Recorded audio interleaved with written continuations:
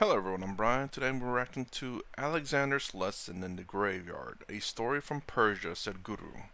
So, he is considered Alexander the Great not because he was a great peace leader, but because he was a relatively great conqueror. And it's not because, he was defeated. All conquerors eventually gets defeated. Well, I guess maybe not all, but it's just the sheer fact of the amount of land he's conquered. I believe that's why he's known for that. But I'm kind of curious. I remember talking about him some time ago. It was in a reference to something, and I remember a lot of people saying that he's not a great leader because he was just warmongering. It's like, yeah, that's not why he's considered great. He was considered great just because of the amount of land he conquered. But again, yes, I don't know whether he was in fact a great leader or not. Obviously he conquered land and killed people, but I don't know what he's did for the people after he's conquered them.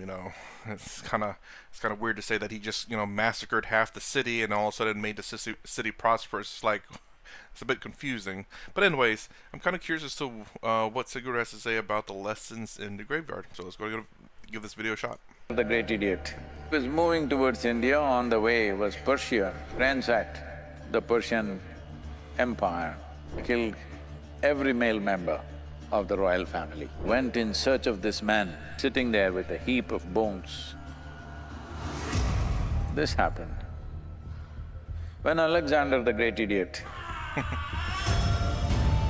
had this dream of conquering the whole world.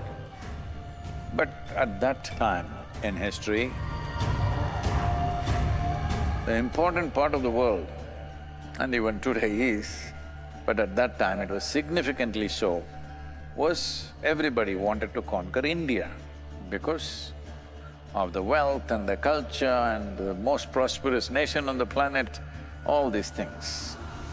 So he was moving towards India. On the way was Persia. So he ransacked the Persian Empire,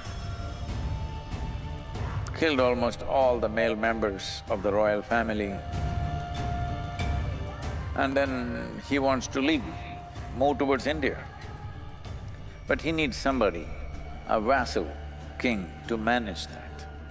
Somebody who's his puppet who will manage the kingdom for him. You can't just pick up somebody and put them up in those days. They must be of the royal family, otherwise people will not gel with that. So he started looking, but unfortunately he had killed every male member of the royal family. Then somebody said, there is one prince who left the family long time ago and he spends all his time in the graveyard.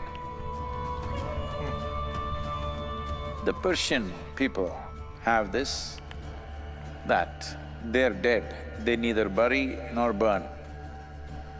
They're very smart people, even today. They're very smart people. Why waste firewood on the dead? Fuel. Why pollute the air by burning?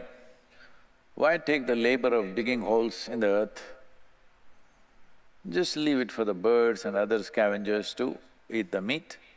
Then the bones alone you bury, which is easy because after 100 people have died, one colossal digging you have to do, easy.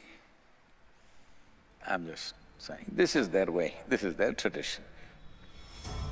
So this young prince left the family for years. He's been just sitting in this graveyard, watching these bones, trying to realize something.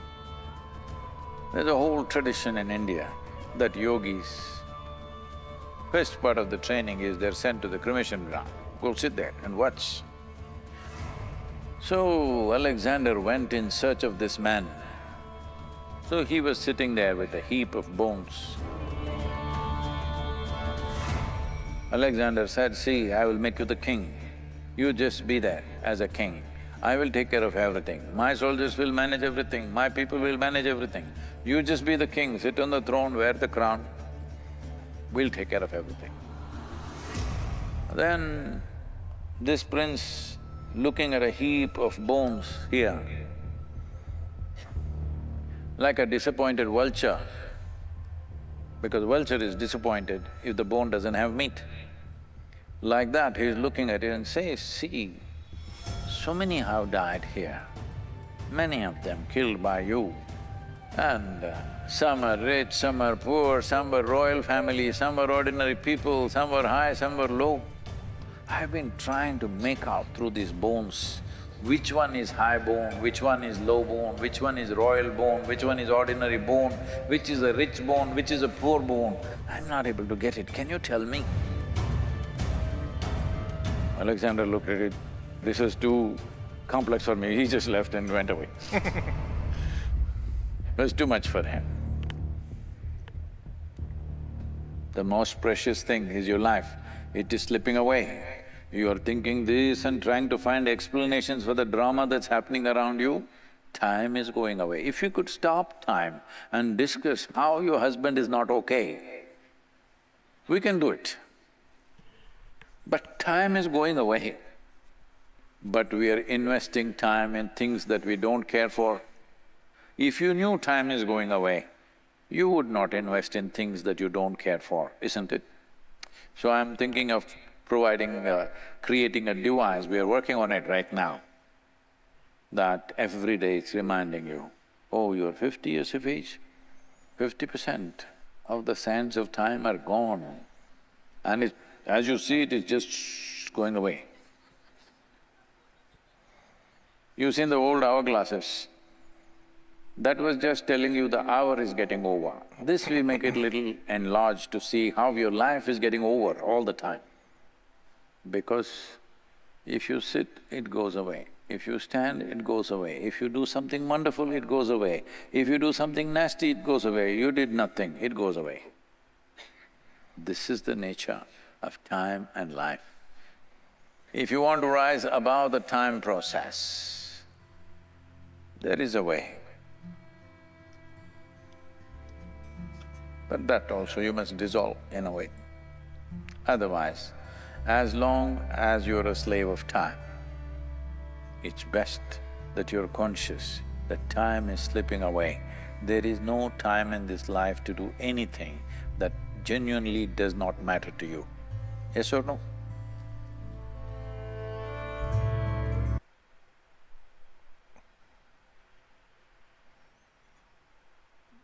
Oh, hold on. Okay, it's like two different stories here. Left the family for years, he's been just sitting in this graveyard, watching these bones. And some are rich, some are poor, some… You tell me. Went away. Slipping away. You are thinking this… Okay, so I hear two stories here. Basically, Alexander the Great. Um, Now, I know there's going to be a lot of talks about, like calling him the Great and all that. But you have to understand where my mentalities come from. I think of all possibilities. I know I've said this many times before, where obviously in every single country there's always been war, whether it's righteous or not, whether there's conquering lands or not, whether you think it's peaceful or not, and whether you justify it or not. Obviously, again, I don't know exactly. I've heard about Alexander the Great in terms of what he conquered, and that's about it. I don't know whether he let people surrender and says, come to my kingdom, and because I do believe he's trying to make a big kingdom, kind of like imagine him trying to conquer all of Europe and make it one nation, and they share all their cultures, and well, the culture is really the big one. Share all the cultures and make it prosperous. Now again, I don't know exactly what Alexander is trying to do. I know he's trying to make a big kingdom. I know he wants to make a large kingdom that's very prosperous because it'll be under his control, or not control, but under his name. He built this kingdom and it's very prosperous and everyone's prospering. So you can see that it's a good thing. But obviously bad things had to come for him to gain that kingdom. He had to kill a lot of people and then unite the kingdom. This is something that I think you could look at China in terms of the history that it had. It was like massive amount of civil war, even though there weren't. Well, I don't think it was a united nation. It was just a whole bunch of tribes fighting each other, even though it's now China. And there's a very famous movie that I really, really like and absolutely love. It has Jet Li in it called Hero. I don't know how true that story is, but it it seems to have potentially some truth to it. And the king said something in that movie, which was again what I do believe a lot of conquerors, or maybe not a lot, but a few conquerors try to do. Um, I guess I could spoil that movie. Uh, but the king wrote down on well, he said to the assassin, Jet Li, sorry I spoiled it, but he said to him, "Our land." And basically, what the king said in that movie was, he was trying to unite the people so they have one common language and one common culture, because a lot of disputes and issues that usually rise up is a difference in culture and language. Not all the time, but you can see how differences can arise to conflict. You can kind of look in like in America, it's a kind of a melding pot of a lot of cultures, and there is some issues, of course. Not all the time. You kind of wish that people can get along, but again, not all the time. But you can also look to America where cultures have mixed together and has worked out fine. But generally speaking, you still have to have something in common so that you can unite under common culture, common language, a common flag. Again, Sadhguru talks about this, about some a video a long time ago where he was talking about I can't remember, but he was talking about uniting under the flag, and it was one of the very few first videos I read of Sadhguru with the Q&A, and I believe I don't think it was with that that one famous kid that a lot of people in my, well, some of the earlier people in my channel knows about, that that talked nasty to Sadhguru. Not talk nasty about Sadhguru, but talk nasty towards him. Like, saying you're wrong and I'm right kind of deal.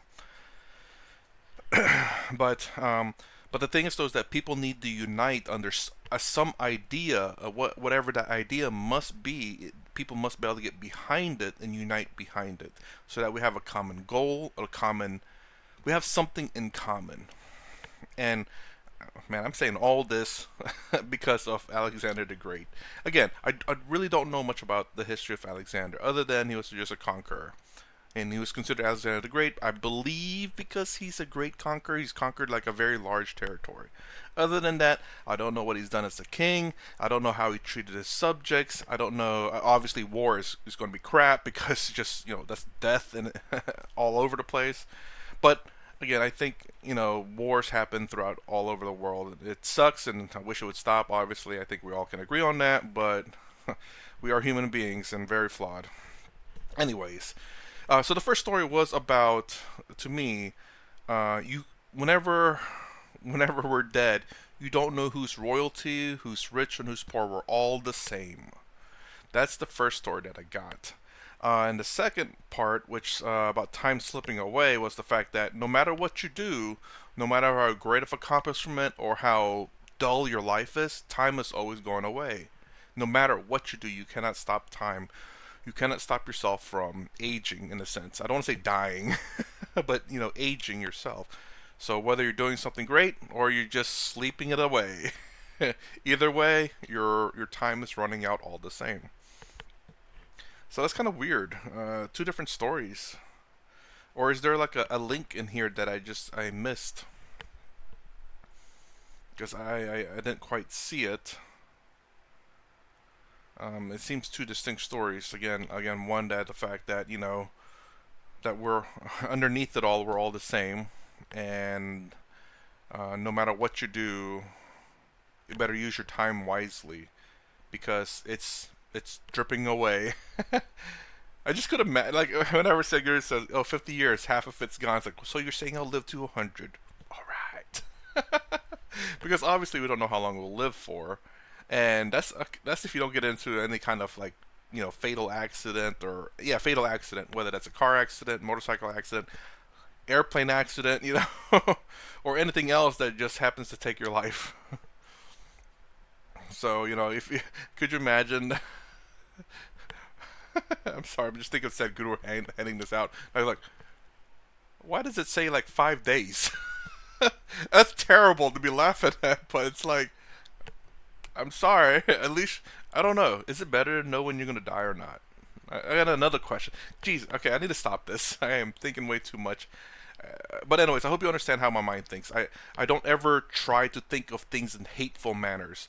People do things for a reason, whether they're good or bad. We can agree things that are done in bad, and there are things that are done in good.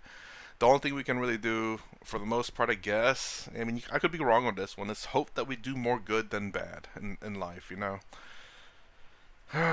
my God. Anyways, that's my reaction to Alexander's lesson. Now he calls him Alexander the Great Idiot.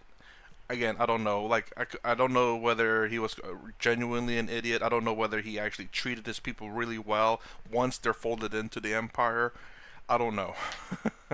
But anyways, I don't like calling people necessarily idiot, except for like the German guy. Yeah, I think we can all agree upon that one. That is a no-brainer. That is literally a no-brainer. But many kings in the past, all over the world, have conquered lands and killed people. Now, just because Alexander did it, a wide expanse, doesn't mean that he is the exception to the rule. Again, if you've conquered other lands and killed people for it, you are the exact same. Now, mind you, there's a different scale to it, but you've still done the same thing, in my book, in my opinion. But yes, anyways, I need to stop talking because I am talking way too much. Anyway, that's my reaction to the video. If you like my content, please consider subscribing, thumbs up, thumbs down below. Thanks for watching. I'll see you in the next vid.